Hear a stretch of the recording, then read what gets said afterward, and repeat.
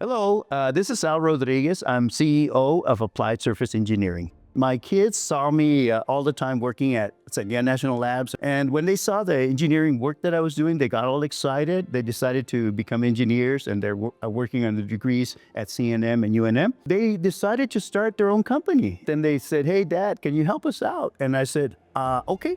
So I decided to retire after 30 years at Sandia. And now I'm very happy to help them out with several technologies that they've thought of. And I'm saying, okay, yeah, let's apply some equations and technology and see what we can do to solve those problems. We got excited when we found out that we can make dimpled objects like, say, boats, cars, airplanes, UAVs, drones, rockets, submarines, all kinds of objects, systems, make them more hydrodynamic, more aerodynamic. And so we have savings of energy that are in the 5 to 20%. Now also imagine being able to work on materials for quantum computers, for high density electronics, fusion reactors, advanced nuclear reactors. That's some of the things we do. Applied surface engineering is about 3 major areas. First one is materials, second one is aerodynamic surfaces, and the third one is computation. In the areas of computation, we have high-performance computing, as well as quantum simulations and quantum computing itself. In the areas of materials, we can do quantum computer materials, as well as aerospace components.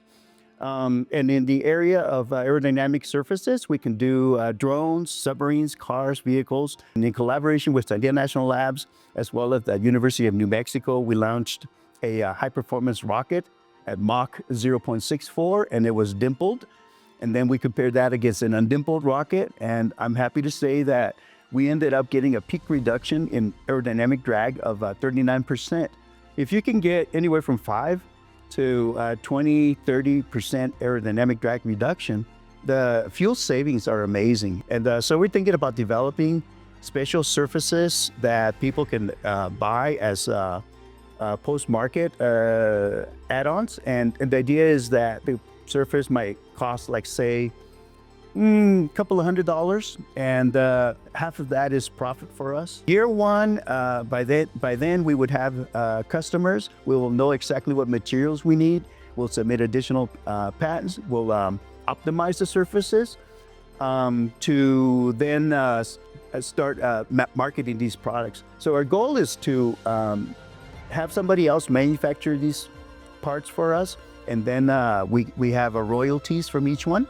We want to be strategic. We want to look into what the future holds, and there are definite patterns in how our technology is evolving and how society is evolving and what problems we face. And these are all solvable with materials, with computation, and being smart about the engineering that we do.